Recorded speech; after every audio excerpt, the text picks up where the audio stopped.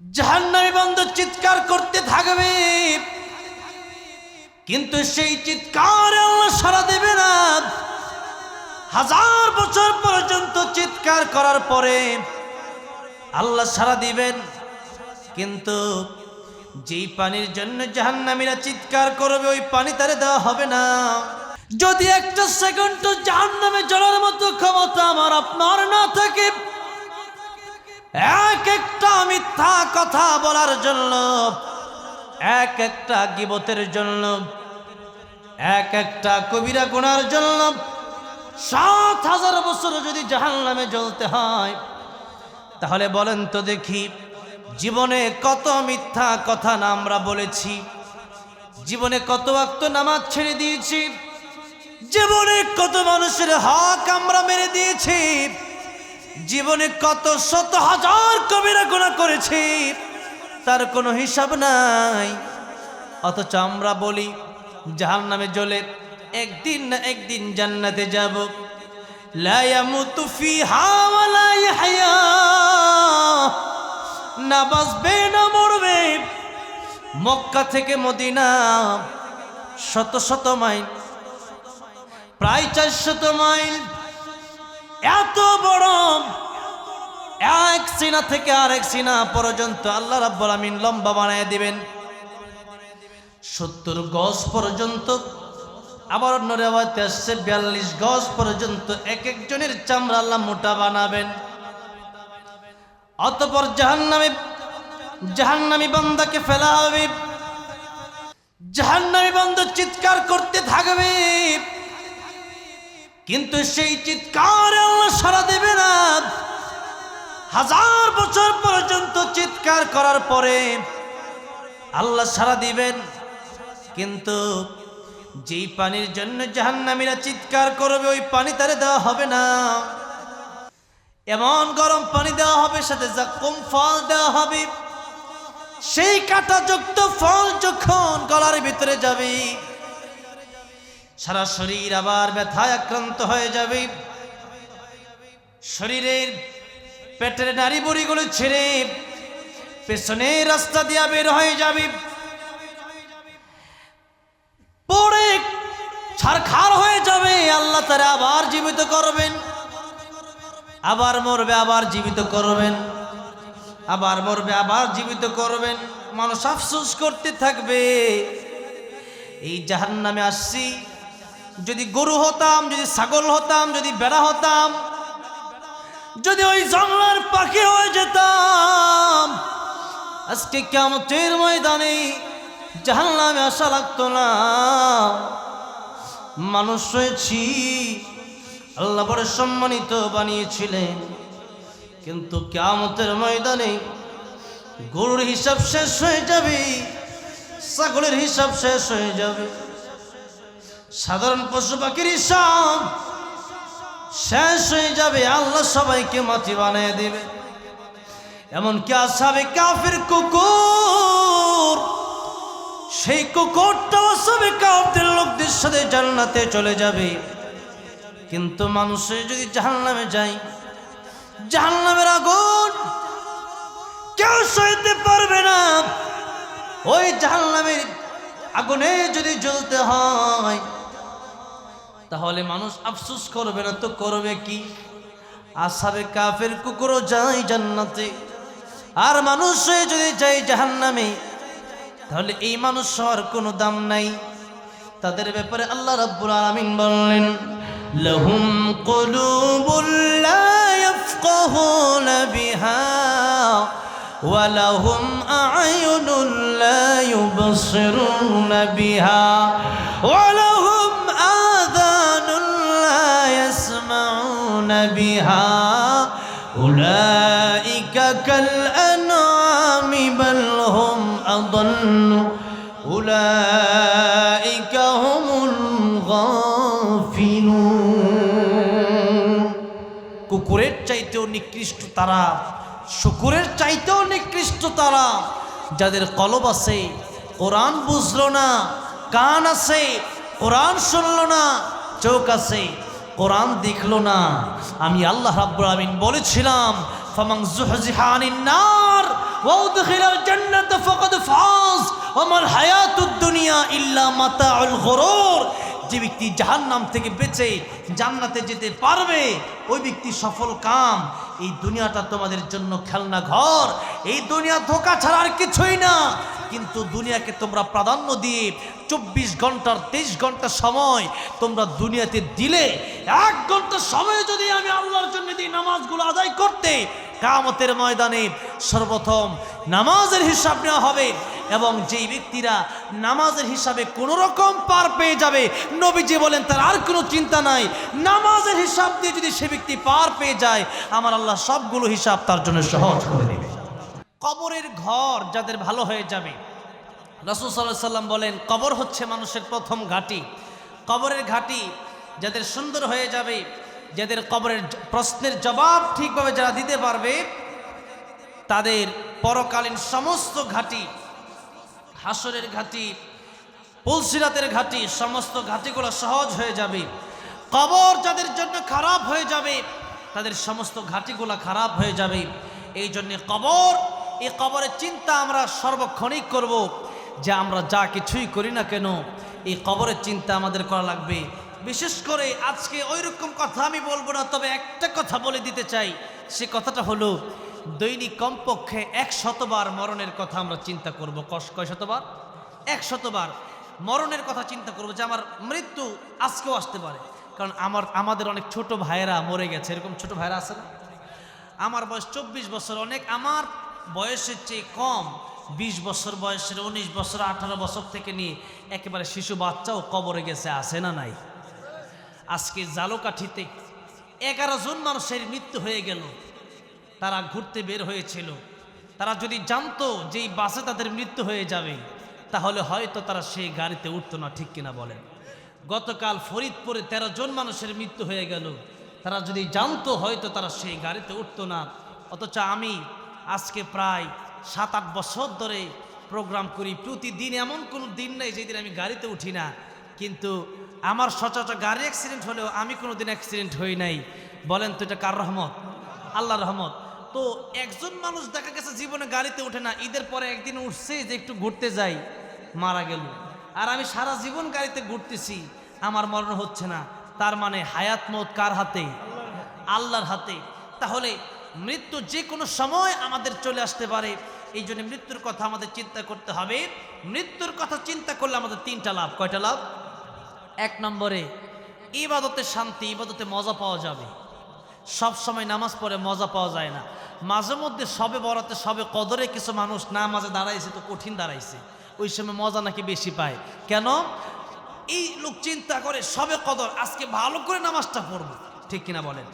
যার জীবনে গুনাহ করে আজকে একবার তওবা করে ফেলবো, এই চিন্তায় নামাজে দাঁড়ায়। আর সাধারণত যখন এমনি নামাজে দাঁড়ায় তখন চিন্তা করে যে আরো কত নামাজ তো আছে, কোন রকম পয়রা খালি বের হই। এই জন্য ওই ব্যক্তি নামাজে মজা পায় না। ঠিক কিনা বলেন? এই জন্য মৃত্যুর কথা যদি আপনি চিন্তা করেন যে ওই কবরে সাথী নাই, বাতি নাই, মা নাই, বাবা নাই, দরওয়াজা নাই, জানালা নাই, ওই কবর প্রথম ঘাঁটি। ওই কবরেই আমার যদি অবস্থা খারাপ হয়, তাহলে আমার সেখানে রক্ষা করার জন্য কোনো নেতা আসবে না, মা বাবা কেউ আসতে পারবে না, আল্লাহ ছাড়া কেউ নাই। তাহলে আপন বানাবো একজনকে। জোরে বলেন তিনি কে? জোরে বলেন কে? দুনিয়ার সবাই স্বার্থপর হতে পারে, একজন স্বার্থপর না, তিনি কে? আল্লাহ। দুনিয়ার সব মানুষ স্বার্থপর হলেও আমার আল্লাহ স্বার্থপর না। কারণ আমার আল্লাহ ইমানদাররাও খাওয়ায়, বেঈমানকেও খাওয়ায়। সুবহানাল্লাহ বলেন। এই জন্য অল্প কথা বলে শেষ করে দেব। মৃত্যুর কথা সব সময় চিন্তা করবেন। 3টা লাভ হবে। 1 নম্বরে ইবাদতে মজা আসবে। 2 নম্বরে মানুষের জীবনে মানুষ তো গুনাহ করবেই, কারণ গুনাহ করে না ফেরেশতারা। তারা খাওয়া দাওয়াতে কি মজা এটাও জানে না, বিয়ে করলে কি মজা ওইটাও জানে না। এই জন্য তাদের চুরি করার দরকার নাই, মারামারি করার দরকার নাই, মানুষের হক মেরে খাওয়ার দরকার নাই। আরাম আয়েশ কারে বলে এটা তারা বোঝে না। গুনাহ কাকে বলে সেটা ফেরেশতারা বুঝেই না, গুনাহ কারে বলে এটা মানুষ বুঝে।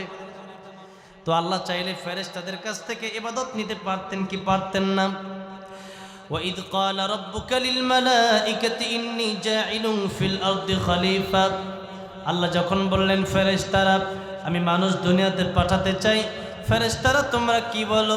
ফেরেশতারা বললেন আল্লাহ তাআলা এদেরকে পাঠায় কি লাভ?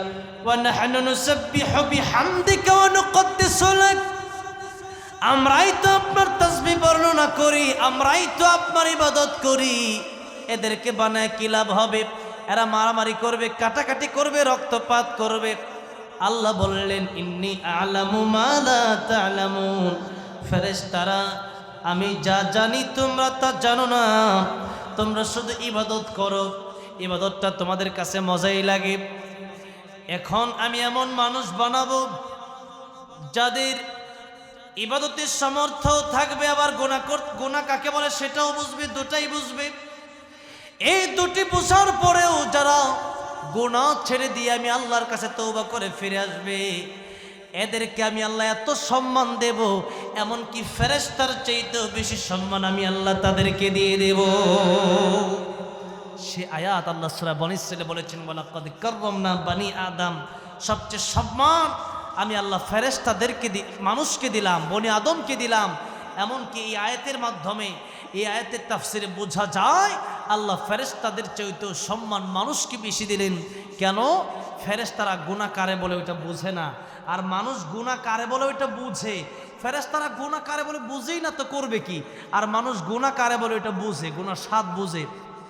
এরপরও যখন গুনাহ করে না, তখন আল্লাহ বলে ফেরেশতারা তাকায়া দেখ, যাদের ব্যাপারে বলেছিলে তার রক্তপাত করবে, মারামারি করবে, হানাহানি করবে, কাটাকাটি করবে, এই বান্দারা আজকে সিরাজগঞ্জে বৈরবের এই মাঠে বসে আমি আল্লাহর কোরআনের কথা শোনার জন্য ঘুমকে হারাম করে দিয়েছে, খাবার হারাম করে দিয়েছে, সব বাদ দিয়া, আড্ডা বাদ দিয়া, টিভি বাদ দিয়া, সিনেমা বাদ দিয়া, লুডো বাদ দিয়া, সব বাদ দিয়া আমার কোরআন শোনার জন্য পাগল হয়ে গেল। সাক্ষী থাক আমি আল্লাহ তাদের সবাইকে মাফ করে দিলাম। আমার ভাইরা, আমার মুরব্বী বাবাজিরা, এই জন্য মানুষ গুনাহ করবে, কিন্তু গুনাহ করার পরে মানুষ যদি বুঝে যে আমি যা গুনাহ করছি, আমার আল্লাহ তো রহমান, আমার আল্লাহ রাহিম, আমার আল্লাহ গফফার, আমার আল্লাহ বলেছেন লা তাকনাতু মির রাহমাতিল্লাহ, আমার রহমত থেকে তুমি নিরাশ হয়ে যাও না, আমি আল্লাহর কাছে ক্ষমা চাই। আল্লাহ বলেন ও বান্দারে, তোর চোখের পানি নাকের ডোগায় আসার আগে আগে আমি আল্লাহ তোর জিন্দেগির গুনাহগুলি মাফ করে দিই। সুতরাং মৃত্যুর কথা আমাদের চিন্তা করতে হবে, এবং মৃত্যুর কথা চিন্তা করেই যা করেছি সামনের জীবনে গুনার কাজ করব না। রাজি আছি না নাই? কারা কারা আছে যদি হাত তুলে দেখাই তো। লিল্লাহি তাকবীর, লিল্লাহি তাকবীর। হাত নামান, আল্লাহ প্রত্যেকটা হাত তুমি কবুল করো, জোরে বলেন আমিন। আরেকটা কাজ হলো মৃত্যুর কথা চিন্তা করলে পরে মানুষ অল্পে তুষ্ট থাকতে পারে। কি থাকতে পারে? অল্পে তুষ্ট। রাসূল সাল্লাল্লাহু আলাইহি সাল্লামের আদর্শ হচ্ছে এটা যে মানুষ অল্পে যেন তুষ্ট থাকে। আর যারা অল্পে তুষ্ট থাকবে না, যাদের লোভ হবে, এদেরকে সারা জীবন একটা দুনিয়া নয়, দুইটা দুনিয়া নয়, রাসূল সাল্লাল্লাহু আলাইহি ওয়াসাল্লাম বলেন এরকম অসংখ্য দুনিয়া দিলেও এদের মন ভরবে না যতদিন পর্যন্ত তারা 3.5 হাত মাটির ঘরে না যাবে। এই জন্যে মৃত্যুর কথা চিন্তা করে আজকের মাহফিলে আমরা আল্লাহর কাছে তওবা করব, আল্লাহ যেন আমাদের জিন্দেগির গুনাহগুলি মাফ করে দেয়। এই কবরস্থানে যারা শুয়ে আছে, আল্লাহ যেন প্রত্যেকের কবরগুলাকে জান্নাতের বাগান বানায়া দেয়। জুড়ে বলেন আমিন। আমি এখন আপনাদের সকলের প্রিয় একটি নাতে রাসূল সাল্লাল্লাহু আলাইহি ওয়াসাল্লাম মদিনার মাটিরে আমি গাইব, আপনারা শুনবেন। আপনারা অনেকে শুনছেন, এরপরে আমি আবার শোনাবো। ইউল্লাপাড়া কয়েকবার আমি আসছি, আলহামদুলিল্লাহ। একটু রুমাল যাবে, অনেকে হয়তো 10 টাকা 20 টাকা এখানে দিতে পারেন নাই, বা 50 টাকা 100 টাকা, যার সামর্থ্য অনুযায়ী যা আছে। আমার যুবক ভাইয়েরা কষ্ট করে দাঁড়িয়েছেন, কেউ খালি হাতে বিদায় দিবেন না। যার কাছে যা আছে 20 টাকা হোক 50 টাকা হোক, এই রুমালটায় আপনারা দিয়ে শরিক হয়ে যান। ইনশাআল্লাহ আজকের এই দানটা পরকালে আপনার নাজাতের উসিলা হয়ে যাবে। এই জন্য 10 টাকা 20 টাকা 50 টাকা যার কাছে যা আছে সামর্থ্য অনুযায়ী রুমালের ভিতরে আল্লাহর জন্য, আল্লাহর খুশির জন্য দিয়ে দিবেন। ও মদিনার মাটি রে সকল সুখ বুঝি তোর কপালে ও মদিনা রে তোর বুকে আমার নাবি যার লাগি পাগল সবই যার তরে হইল সৃষ্টি ত্রিভুবন কাঁদি আমি সারাক্ষণে কখন যাব সেখানে সহে না আর পরাণে ও মদিনার মাটি রে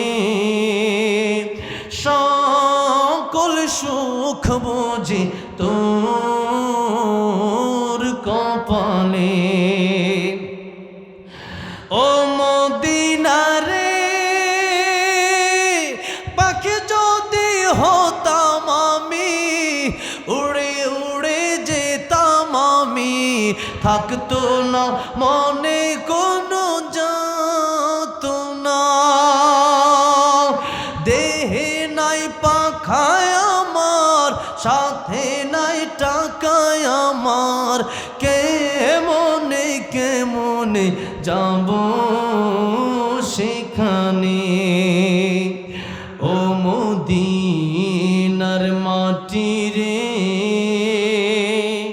সকল সুখ বুঝি তোর কপালে। আল্লাহ সবাইকে বারবার মক্কা মদিনা যাওয়ার তৌফিক দান করেন, জোরে বলেন আমিন। অনেকগুলো আবদারে আসছে,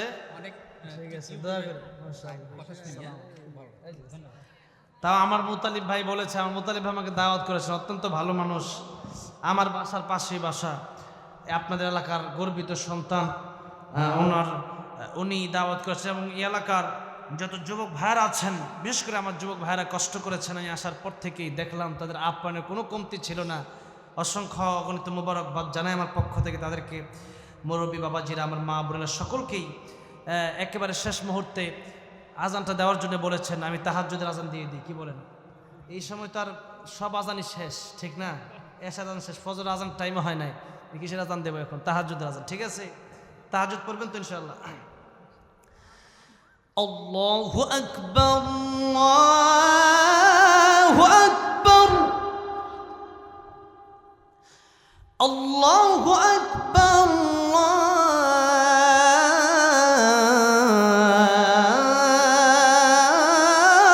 আল্লাহু আকবার। আশহাদু আল্লা ইলাহা ইল্লাল্লাহ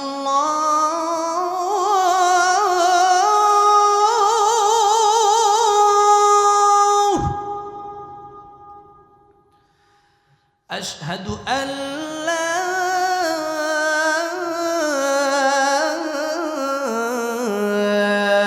إله إلا الله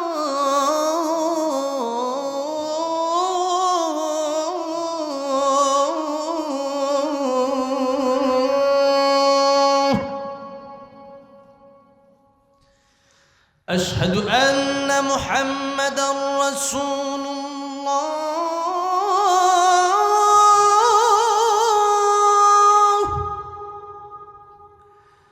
أشهد أن محمدًا رسول الله।